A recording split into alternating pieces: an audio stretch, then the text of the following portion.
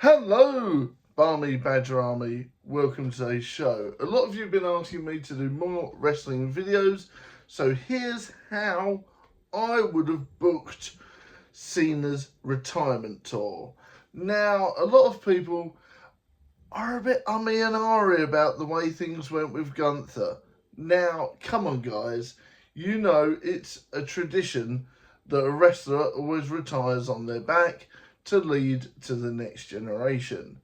Now, that being said, Gunther is now a super heel, retiring Goldberg, and now the immortal, the great one, of course, John Cena. Now, can you imagine it? Right, well, let's rewind to the start of the year. What would I have done? Now, Cena's got a few loose ends going on here.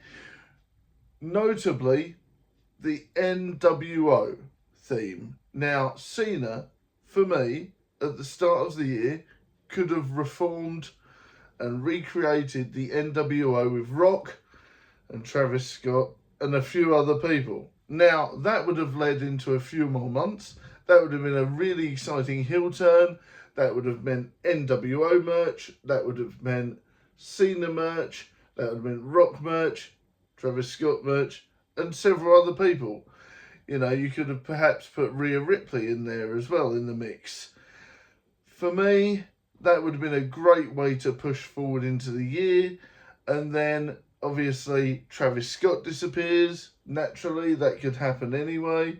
And then you have a big showdown for the NWO. You have a big showdown where Cena fights The Rock for his soul and survives, gets out of the NWO, and then was able to then push forward into the face turn.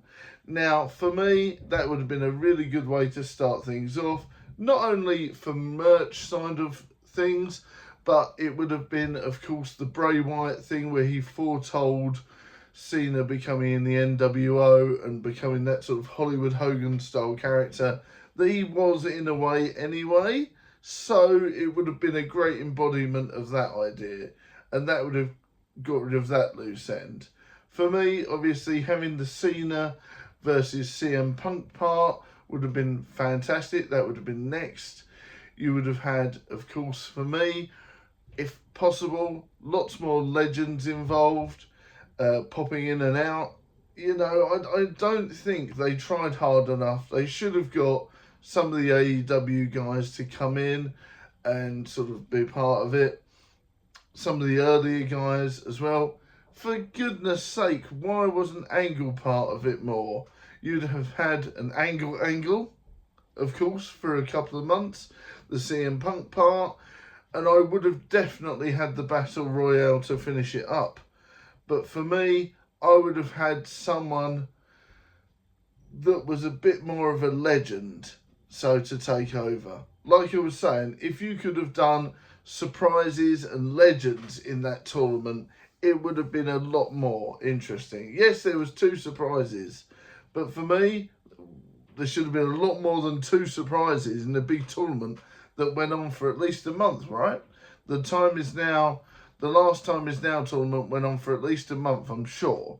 So we could have had time for some surprises, run-ins, guest appearances. For me, they didn't make the most of that. So that's what I would have done, is put more legends in place, especially The Rock. And of course, you've got Chris Jericho, if possible, and some of the Nexus. You know, it goes on and on and on. Kurt Angle. Now, if Kurt Angle had won the last time is now tournament and faced him off, that would have been a great way of doing things. So that would be how I would finish it, is that you would have the guest appearances, you'd have Kurt Angle come in as a surprise entrant after an injury like they did, and then he would win and go through. And can you imagine the way things would have gone? It would have been full circle for me, because that's how I would have booked it.